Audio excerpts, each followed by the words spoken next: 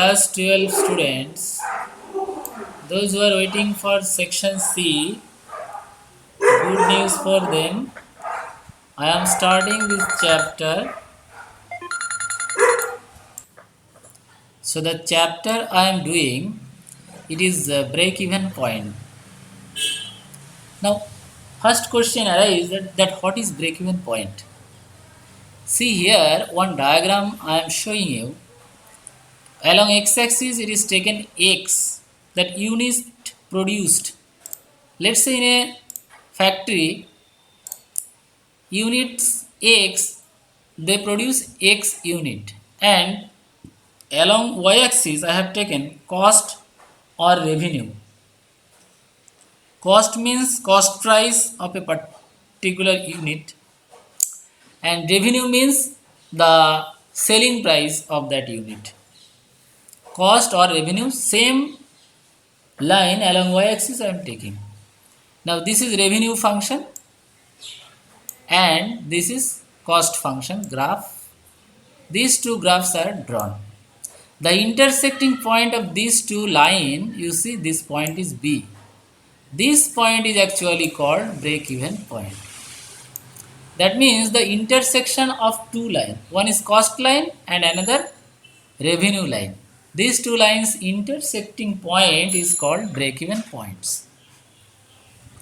So here I am telling you this is cost function. Now cost function Cx, we denote it by cost function, but actual function is Cx equal to Vx plus F.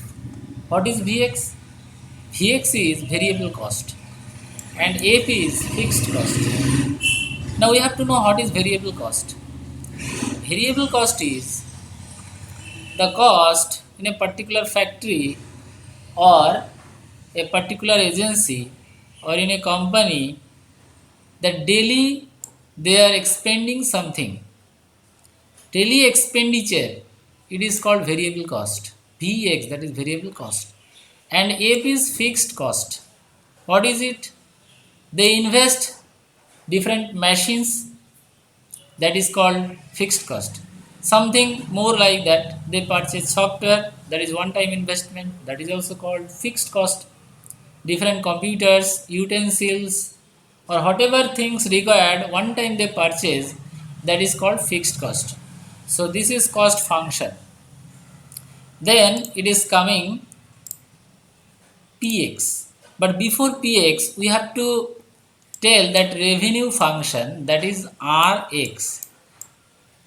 I told revenue means selling price. Number of articles, let's say it is 40. And cost per article, that is selling price per article. This is 40 selling price and X number of article I am telling. So here if you tell 20 articles, so multiply 20 into 40, it will come revenue function. So this per unit cost selling price, per unit selling price into number of unit, this is called revenue function. Here profit function equal to revenue function minus cost function. This is revenue function and this is cost function. So revenue function come from here and cost function is coming from there. These two if you subtract, you will get profit function, capital Px. Now for break-even point, capital Px equal to 0. Now what is the value of capital Px? Rx minus Cx. So put there Px, in place of Px you put Rx minus Cx. That is equal to 0. That means if you Cx, if you take right side, then Rx equal to Cx it will be. Now see this small px, it is called demand function. Demand function means this Rx actually it is equal to demand function, that is P small px into x. X is the number of article. X is the number of article and this is what price it is selling. This is called demand function.